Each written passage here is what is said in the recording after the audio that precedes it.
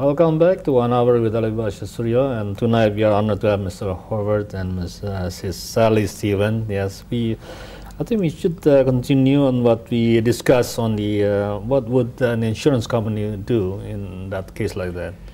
That was the challenge, and here's the interesting thing. If you gave all your physical data, all that you just collected, to an insurance company, one of the actuarially based insurance companies, they would only need a few hundred pieces of data, and they would be capable of predicting when you were going to leave this earth, plus or minus a few months, and they would only be wrong one time out of every 10,000. It's fantastic.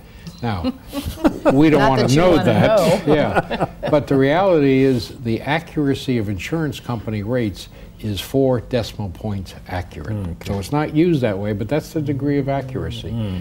Gambling, casinos, same thing. They're very, very accurate in how they say, and they never let lose money on the rates. So the question that we ask them is, why is it that we can't predict whether someone could do a good job in something? A much more general kind of question than how long someone is going to live. And what they told us is we were making 3 mistakes that most researchers made. What is that? Okay, most researchers, if we think about it, and many are in universities, use the scientific method.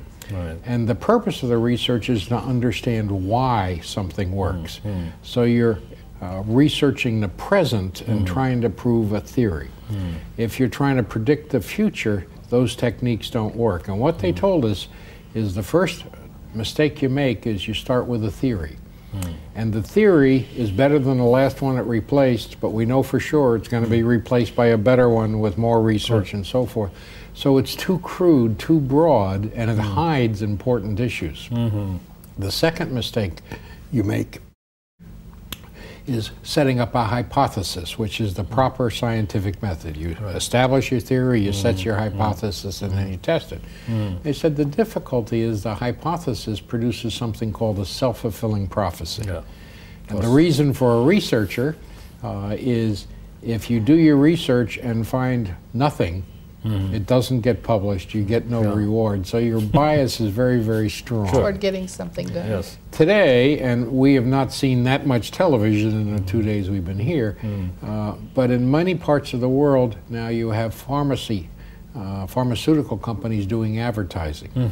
And the laws in many places require them to say how much impact a placebo would have, a fake drug or a procedure, and you have to compare the drug to that. What we've discovered in that placebo is that there is something called the self-fulfilling prophecy or placebo effect, and what it means, and this is kind of strange, but I think most business people will understand it, is that if you really believe something will happen, and everybody in your organization believes, it will happen. The difficulty is it only lasts for a certain amount of time. As a result, we know the placebo effect, and the actuarial statisticians told us, has anywhere from a 20 to 30% impact. And they said, now go back and look at all the research you've done in predicting future job performance and see if you can find any research that lasted more than 18 months that had more than a 20% impact. And we couldn't find any. So what they said is you have to throw away your theory and so forth and just collect data blindfold. No assumptions about what it's going to be.